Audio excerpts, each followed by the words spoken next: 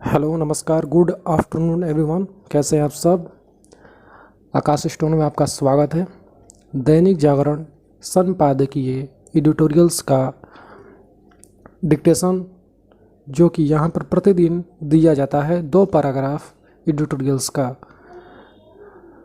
अगर वीडियो आपको अच्छी लगती है तो वीडियो को लाइक शेयर ज़रूर करें और अगर आप चैनल पर नए हैं तो चैनल को सब्सक्राइब करें ताकि आपको आने वाले हर एग्ज़ाम के लिए यहाँ पर डिक्टेशन मिल सकता है।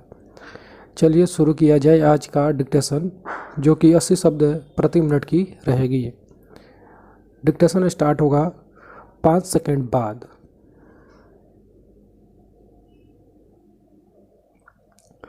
रेडी। हवाई यात्रा शुरू करने की केंद्र सरकार की तैयारियों को लेकर राज्य सरकारों ने जैसा रवैया अपना लिया है उससे लगता नहीं कि लोग हवाई सेवा का लाभ उठा पाएंगे। जहां महाराष्ट्र सरकार 25 मई के बजाय कुछ दिन बाद हवाई सेवा शुरू करने की बात कह रही है, वहीं अन्य राज्य सरकारें यह कह रही है कि वे विमान यात्रियों को क्वारंटाइन में रहना अनिवार्य बनाएगी। इस मामले में भिन्न भिन्न राज्य अलग अलग नियम बनाने की तैयारी कर रहे हैं। कोई विमान यात्रियों को 1 सप्ताह क्वारंटाइन में रखना चाह रहा है तो कोई 2 सप्ताह। कुछ अपने और दूसरे प्रांतों के यात्रियों में भेद करने का उपक्रम कर रहा है। आखिर काम धंधे के सिलसिले में एक से दूसरे राज्य जाने वाले लोग 1 या 2 सप्ताह क्वारंटाइन में जाना क्यों पसंद करेंगे। अगर वे क्वारंटाइन होंगे तो फिर उनके काम का क्या होगा। आश्चर्य नहीं कि वे क्वारंटाइन में जाने के बजाय हवाई यात्रा स्थगित करना पसंद करें। मुश्किल केवल यह नहीं कि राज्य सरकारें घरेलू विमान सेवा शुरू करने में ही असहयोग का परिचय दे रही है, वे 1 जून से शुरू होने वाली सीमित रेल सेवा को लेकर भी आनाकानी करती दिख रही है। राज्यों के ऐसे रवैये को देखकर यह कहना कठिन है कि उनकी दिलचस्पी आवाजाही को प्रोत्साहित करके कारोबारी गतिविधियों को आगे बढ़ाने में है। राज्य न तो इससे अनजान हो सकते हैं कि आर्थिक व्यापारिक गतिविधियों को बल देने के लिए आवाजाही आवश्यक है और न ही इससे कि यदि काम धंधा गति नहीं पकड़ता तो इससे मुश्किलें और अधिक बढ़ने वाली है। समझना कठिन है कि आरोग्य सेतु ऐप से लैस और सेहत की प्रारंभिक जांच से गुजरने वाले यात्रियों की आवाजाही पर अड़ंगे क्यों लगाए जा रहे हैं। या तो समझ आता है कि राज्य सरकारें विमान और रेल यात्रियों के आगमन पर नए सिरे से उनकी थर्मल स्कैनिंग करें, लेकिन इसका कोई मतलब नहीं कि वे हर यात्री को क्वारंटाइन में भेजने की ज़रूरत जताएं। ऐसा करना तो एक तरह से आवाजाही को नियंत्रित करना ही है। विमान और रेल सेवा को अनुमति देने में आनाकानी कर रही राज्य सरकारें अपने कमज़ोर आत्मविश्वास को ही रेखांकित कर रही है। हैरानी नहीं कि इसकी एक बड़ी वजह उनका दुर्बल स्वास्थ्य ढांचा हो। ऐसा लगता है कि बीते 2 माह में उन्होंने अपने स्वास्थ्य ढांचे को सक्षम बनाने के लिए वैसी कोशिश नहीं की जैसी अपेक्षित भी थी और आवश्यक भी।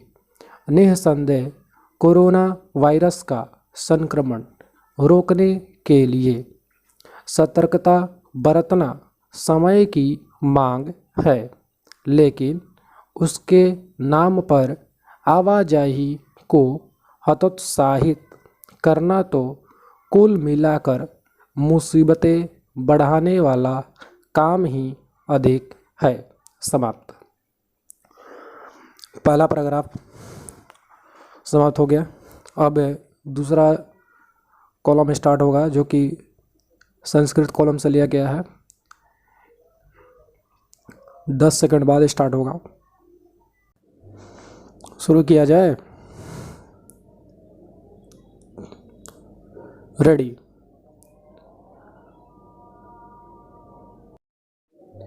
परिवर्तन प्रकृति का शाश्वत नियम है। समय समय पर हमारे जीवन एवं संसार में परिवर्तन होते रहते हैं। संसार का हर एक क्षण परिवर्तनशील है। जो इस क्षण है वह अगले क्षण वैसा नहीं रहता है। महान कवि जयशंकर प्रसाद कहते हैं कि परिवर्तन ही सृष्टि है, जीवन है, स्थिर होना मृत्यु है, निश्चेष्ट शांति मरण है। यदि हम गहन दृष्टि से देखें तो पाएंगे कि परिवर्तन हर युग हर काल में उपस्थित रहता है, किंतु जब हम परिवर्तन की अवहेलना या स्वीकारने से इनकार करने लगते हैं तब हमें परेशानी का सामना करना पड़ता है और जीवन मुश्किल लगने लगता है। प्रत्येक परिवर्तन अपने साथ हमारे लिए कुछ नया एवं अच्छा लेकर आता है। मोहवश मनुष्य पुरातन के साथ लगाव रखकर काल के प्रभाव को रोकने का प्रयास करता है, परंतु यह असंभव है। वैसे ही जड़ता, स्थिरता, ठहराव जीवन के गुण नहीं है। जड़ वस्तु निर्जीव मानी जाती, जैसे ठहरा हुआ पानी सड़ जाता है, वैसे ही जीर्ण मृत पुरातन से जुड़ाव सदैव घातक होता है।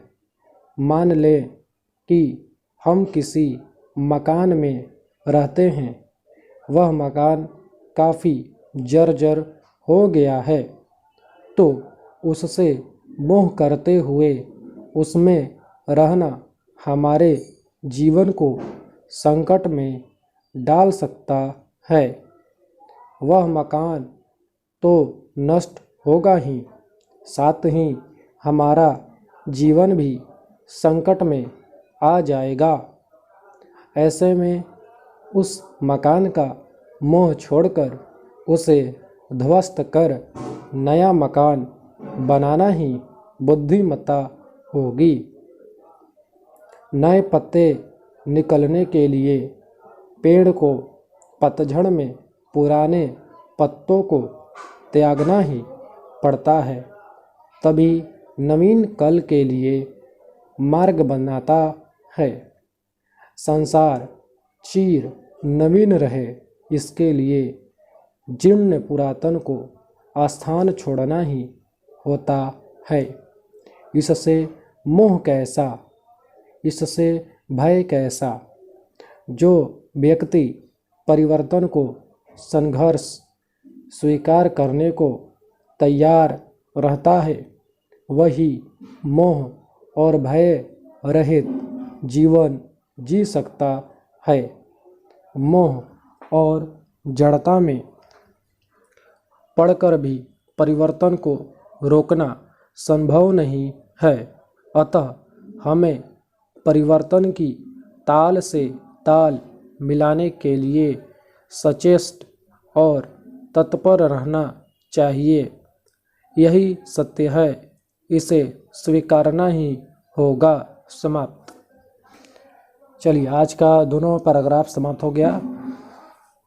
आज के लिए बस इतना ही। कल फिर मिलते हैं इसी समय पर। तब तक के लिए बने रहें हमारे साथ और वीडियो को लाइक शेयर ज़रूर करें। चलिए, धन्यवाद।